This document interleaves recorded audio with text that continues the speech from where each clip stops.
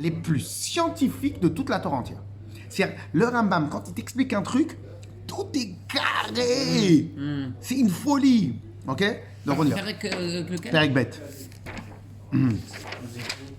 Abat miyom leideta. Alors ça, c'est une halakha très importante. Abat, la fille, miyom leideta, du jour où elle est née. Achie vat yud bet gmurot. Jusqu'à qu'elle ait 12 ans révolus. Ok? Donc elle est considérée comme quoi? Elle est considérée comme Inikret Ktana, Venikret dans toute la Torah entière, Ktana, Otinoket. Ok? Donc si elle est cet âge-là, elle est considérée comme Ktana. Mais Afilo, il vit. Ah non, vas-y, arrête. Afilo, il vit à Kamaseharot, Betorazmanazé. Alors, même si elle a amené plusieurs poils. Alors, c'est quoi l'histoire des poils? Les poils sont considérés comme le début de la puberté. Einan Ela Keshuma. Donc, cela veut dire que si maintenant elle a amené des poils avant 12 ans révolus, c'est considéré comme du duvet. Ok? אבל אם הביאה שתי שערות למטה בגוף במקום התודן אבד שיער, ואם היא בת י' בית שנה ויום אחד ומעלה, נקראת נערה. Si à partir de 12 ans, elle a montré des signes de puberté, elle est appelée Na'ara. Et sinon? Donc, attends, elle est appelée Ktana. Après 12 ans? Attends, avant 12 ans. Donc cela veut dire que dans toute la Torah entière, à chaque fois qu'on dit Na'ara, Meorasa, Na'ara, Meorasa, et pas Na'ara, Meorasa, etc. C'est quoi? 12 à 12 et demi. Mais c'est très court. Il a raison. À partir de 12 ans. Ouais, exactement. De 12 à 12 ans. Bravo, exactement. Ok. Alors, en tout cas, c'est à partir. Mais comme c'est un stade qui est un peu flou, on a très peur de ce stade. Voilà. C'est ça? Non, tu vois. Ve'avat shte se'arot basman hazeh, nikra siman tarton. Quand il y a la puberté du bas, ça s'appelle siman tarton. Mais le problème, c'est quoi? C'est qu'il y a d'abord le siman tarton, et après, il y a la formation du corps. Ok? Mais la formation du corps, elle vient bien après. Donc, en vérité, imagine maintenant qu'on est dans une époque où on n'a pas de passeport, on ne connaît pas les dates. Comment tu vérifies? Donc, jusqu'à 12 ans, si tu as exactement plus ou moins son âge, donc tu sauras faire jusqu'à 12 ans. Et à partir de 12 ans, il y a le siman tarton, les signes du bas. Et à partir d'un certain moment, tu vas avoir aussi les siman du haut. Ok? Pourquoi on a besoin de deux simanim? Quelqu'un qui a pas de poil. Un berbe. Ouais, un berbe. Ok? Tikra Na'ara al-Frav Chodashim Gomori. Et donc elle va t'appeler Na'ara pendant 6 mois. Et à partir du moment où elle a 6 mois et plus, Tigre Bogeret. Elle va t'appeler Boger. Boger en Israël, Boger c'est quelqu'un qui a fait le bac, c'est-à-dire il a atteint la maturité. Bogeret, elle est mature.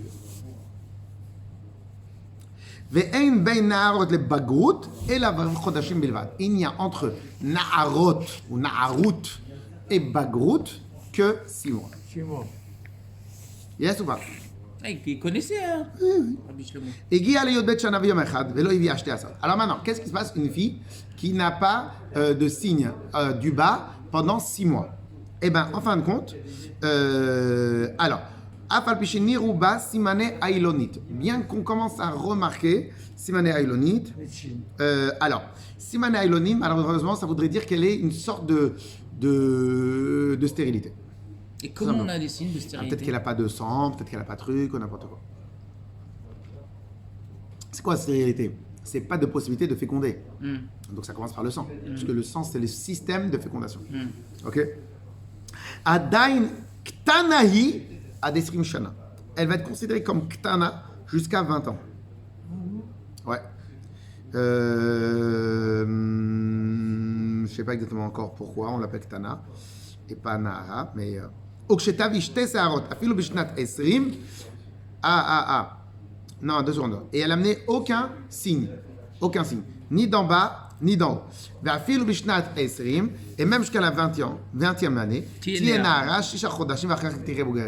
n'a amené aucun signe jusqu'à 20 ans, donc de 20 ans, on dit stop, clocked.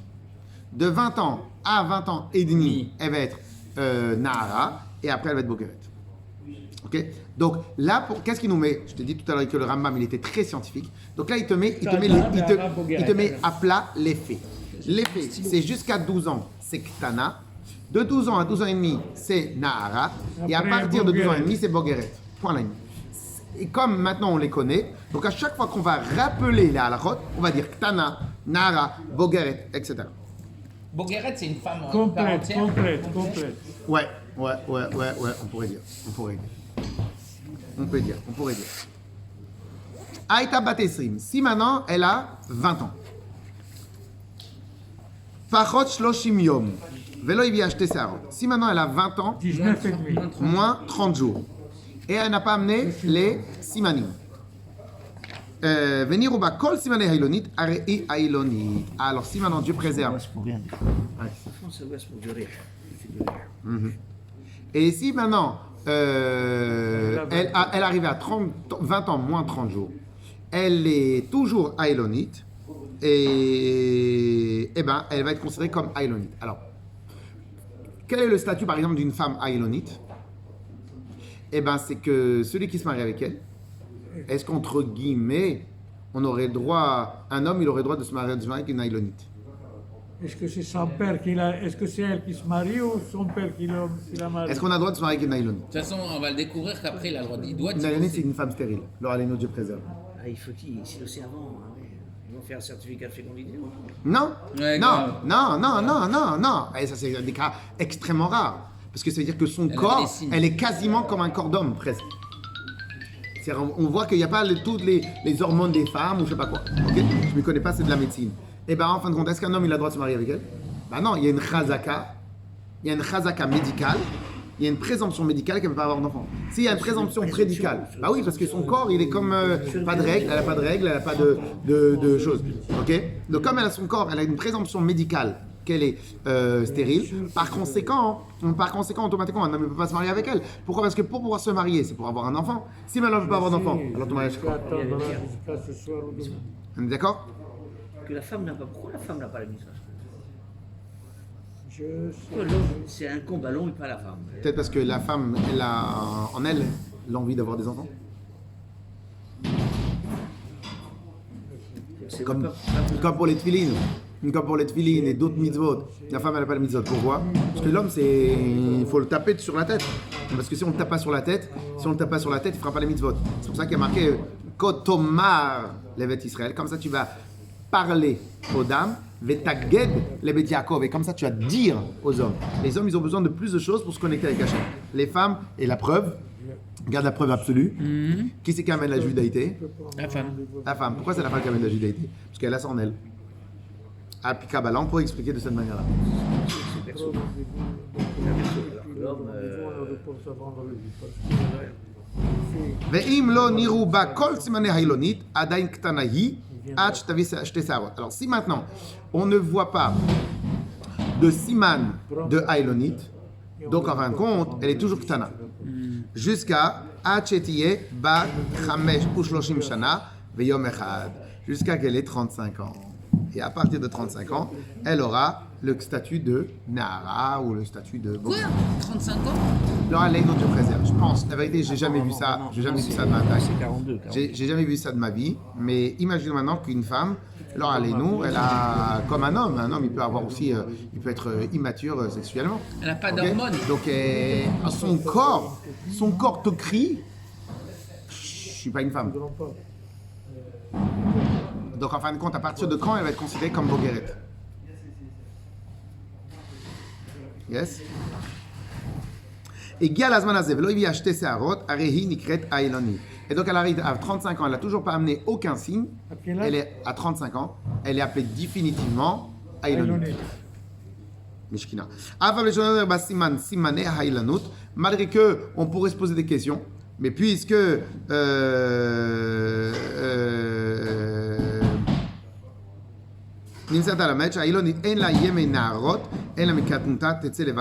et donc, de là tu apprends qu'une Aïlonite, elle n'a pas de passage de Nahara, puisqu'en fin de compte, jusqu'à 30 jours avant ses 20 ans, on se pose la question encore si elle a un siman ou pas. Si elle n'a pas de siman, eh ben on attend jusqu'à les 20 ans. Si elle n'a toujours pas de siman, on attend jusqu'à 35 ans. Et après 35 ans, elle passe à Bogueret.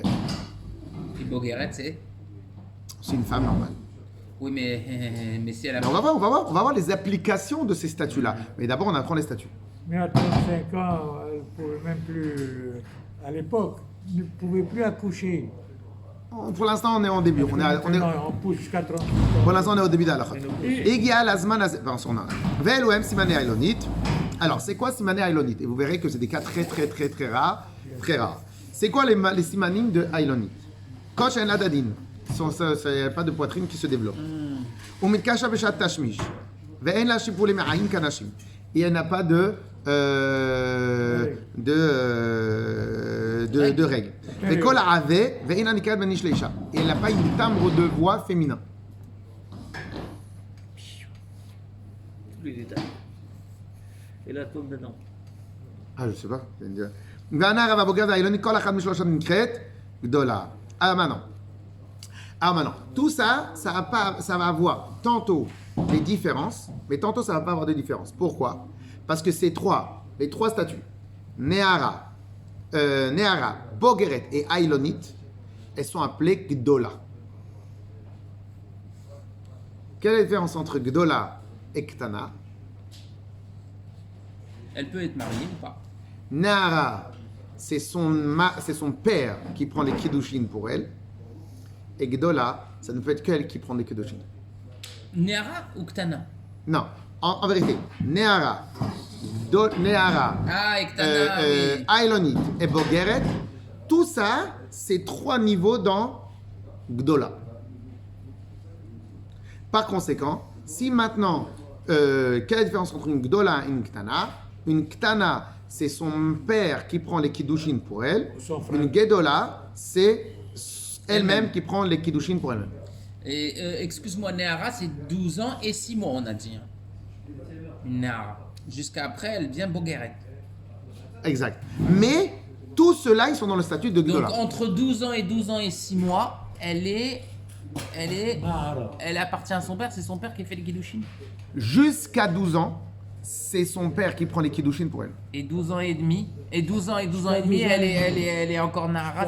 Ah oui, à partir de Nahara, elle est Gdola. Ah, d'accord. Ça, c'est l'âge de la puberté. C'est Exactement. 11 ans et demi. Hein. 11 ans.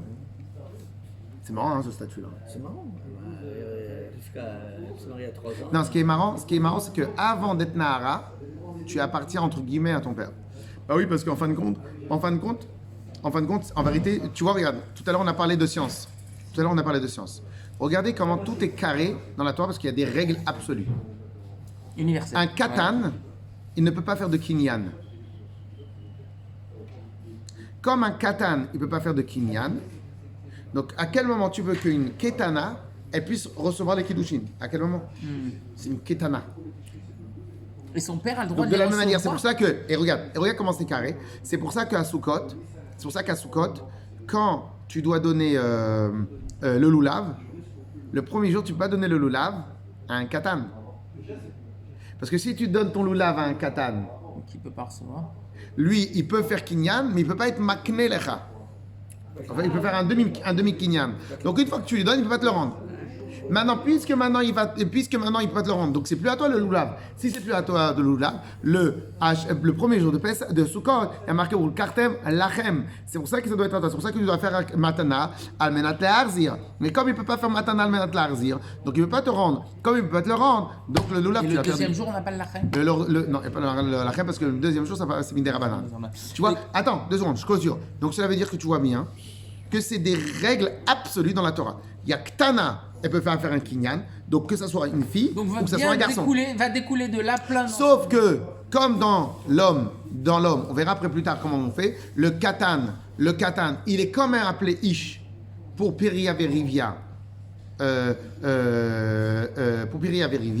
pour la fécondation. Donc lui, il pourra se marier avec une femme à partir de 9 ans, mais il ne pourra pas lui donner les guettes. Donc à partir de 9 ans, il peut faire kinyan, mais pas être makné. Donc il peut faire chose, il ne pourra pas donner à lui au retour, il ne peut pas lui donner les guettes. Donc si maintenant une femme, elle veut se divorcer d'un garçon à partir de 9 ans, il faudra attendre qu'il ait 13 ans. C'est carré, c'est des règles. Et question, le père, il a le droit de marier sa fille quand elle est katana? Depuis 3 ans Ouais, jusqu'à 12 voilà. ans. Sauf que, il y a quand même une règle absolue dans la Torah, ce qu'on appelle le mi'un. C'est quoi le mi'un? C'est que on part d'un père bienveillant. Donc un père bienveillant, surtout à l'époque où peut-être les mamans, les dames, elles avaient peu de moyens de pouvoir subvenir à leurs besoins si elles n'ont pas de terrain, et tout, etc., etc. Donc en fin de compte, un papa bienveillant, il va trouver un bon parti. Un garçon qui a 15 ans, sa fille elle a 11 ans, marie-toi avec elle. L'Admorazaken s'est marié à 15 ans. Hein. Ok. Donc marie-toi avec elle. Il sait que son père il est riche, il a les moyens, etc. Marie-toi avec elle. Seider. Très bien. Maintenant, qu'est-ce qui se passe? Si maintenant, mais bien évidemment, il peut y avoir des dérives. Donc il y a ce qu'on appelle le mioun. C'est quoi le mioun? Si maintenant la jeune fille, avant 12 ans, elle dit, il ne me plaît pas ce monsieur. Je n'ai pas envie de vivre avec lui. Elle a dit devant les autres, je n'ai pas envie de vivre avec lui. L'histoire, elle est clôturée. Ok. Et après, on devra ce qu'on a fait, lui faire un get mioun. Pourquoi un get mioun? Parce que comme elle ne veut pas, on ne peut pas marier de force quelqu'un. Moi, quand j'ai voulu marier ma fille à moins de 12 ans, c'était dans une sorte de bienveillance. Je veux qu'elle soit réglée dans sa vie, je veux qu'elle soit bien. Ok. Maintenant, si elle te dit, je le supporte pas. Et en plus, le problème, c'est qu'on sait très bien que si Dieu préserve des hommes, ils se comportent mal avec leur fille. Et des fois, les petites filles, ça va, c'est-à-dire qu'on se comportait mal. Ok, donc ils se comportent mal. Donc, et c'est quoi un get mignon? Un get mignon, c'est plus léger qu'un get. Parce que dès lors qu'elle dit, je le veux pas, il y a deux témoins qui ont entendu, tout de suite, on doit mettre les alertes rouges. Mais maintenant. Mais pourquoi 3 ans aussi? Pourquoi ils ont commencé si bas? Parce que quoi qu'il arrive, elle peut pas vous confondez tout le temps. Tout le monde qui étudie, il confond toujours entre les faits et ce qui est recommandé. On est d'accord. Non, c'est important. Que c'est pas non, les faits sont qu'une fille, elle est mariable à partir de 3 ans. Point à la ligne. C'est les faits. Recommandé. Non, tu vas voir ton rave, tu dis je vais marier ma fille à 3 ans, il vient, il t'envoie en prison. Pourquoi il t'envoie en prison? Parce que tu es un malade mental. Tu es un malade mental. Si le parti il est bon, il est bien. Si, mais ok, mais donc tu n'attends pas 3 ans, ou je sais pas comment tu fais. Et comment tu vas savoir si ton parti il est bien? Parce que si tu le maries, il a fait à 3 ans et lui il a 20 ans. Donc déjà, tu ne peux pas savoir si le parti est bien. Parce que tu ne sais pas toi, dans 20 ans, comment il va devenir le monsieur. Donc quoi qu'il arrive, marier sa fille à 3 ans, c'est débile. Je pense. À partir de 11 ans, 12 ans, où elle a une vraie tête, et tu vas la marier avec quelqu'un qui a 15 ans, qui a 17 ans, et dans 4 ans, on ne voit plus la différence. Ok. Donc là, c'est différent. De la même manière qu'un homme qui aime les femmes, et qui va dire, moi la Torah me permet de marier avec 10 femmes, il va se marier avec 15 femmes. Tu viens, tu le sors de la communauté, tu le dégages, tu le dénonces aux autorités. Ce n'est pas parce que la Torah te permet que tu as le droit de le faire. La Torah te le permet parce qu'il y a des règles absolues. C'est quoi les règles absolues? Chaque personne sur Terre, il a des droits. Il a des droits. Un homme, il a un droit qui s'appelle je peux me marier. À l'époque, je peux me marier avec 15 femmes. Il a un droit. S'il lui donne à chacun une maison, s'il lui donne un truc, à chacun, il a un droit. Sauf que aujourd'hui, c'est contre la halakha. Mais pourtant la Torah le permet. Mais tu es un malade mental. Tu es un malade. Tu es un malade. Donc toi, et comme leur Alénou, tu préserves les hommes qui ne veulent pas donner leur guette à leurs femmes. Qu'est-ce qu'on fait? Qu'est-ce qui a marqué? Tu viens, tu le jettes en prison. Tu le jettes en prison. Grâce à Dieu maintenant, Baruch Hashem, il y a des choses qui se font en Israël. Hein? Bon, on ne va pas dire des choses dans la vidéo. Ok? Et donc, qu'est-ce qui se passe? Et pourtant, la Torah me donne le droit. La Torah, elle t'a donné un droit qui est relié avec un absolutisme. C'est quoi un absolutisme? C'est que puisque maintenant, la Kala, elle a été miknit à son mari, donc, puisque maintenant, tu as signé, tu as pris la bague, donc tu as dit, maintenant, je suis propriété de mon mari. Donc, une propriété ne peut pas se défaire de son propriétaire. Donc ça, c'est une loi absolutiste. Pour des milliards de raisons, Alpi Kabbalah, Alpi Torah, des milliards de raisons qu'on peut expliquer 100% carré. Mais c'est pas parce que tu as un droit que tu as le droit de l'exercer, ce droit. Et c'est pour ça que la Torah, elle a donné un garde-fou. C'est quoi le garde-fou? Un homme qui ne veut pas donner son gâteau à sa femme, tu envoies 4 gars et qui lui mettent la tête dans le caniveau jusqu'à qu'il donne le gâteau à sa femme. C'est quoi? Tu utilises le droit que la Torah t'a donné pour faire du mal. Mais t'es fou. Ok? C'est comme une arme à feu. Une arme à feu, c'est quoi? Ça peut être pour protéger, c'est pour faire du mal. Mais l'arme à feu en elle-même, elle n'est pas mauvaise. Tu vas dans la forêt où il y a des bêtes sauvages. Et parce que tu n'as pas le choix pour aller faire quelque chose. Chaque chose, elle n'est pas neutre, mais chaque chose, elle est absolue. Elle est absolue. Après, la question, elle est comment on fait? Ce n'est pas le droit que la Torah te donne que tu peux en disposer comme tu veux. La Torah te donne un droit pour des milliards de raisons. Ok? Et c'est exactement, malheureusement, ce qu'on voit en cette période-là. Les personnes qui sont tout en haut du pouvoir, ils ont un pouvoir. Mais le pouvoir des gens de pouvoir doit être bienveillant. C'est quoi? Pour faire du bien aux autres. Dès lors que tu utilises ce pouvoir-là pour faire du mal aux autres, tu outrepasses le pouvoir qu'on t'a donné. Point la ligne. C'est mathématique. Yes? Ok? Allez, Khazak, on est obligé de s'arrêter là.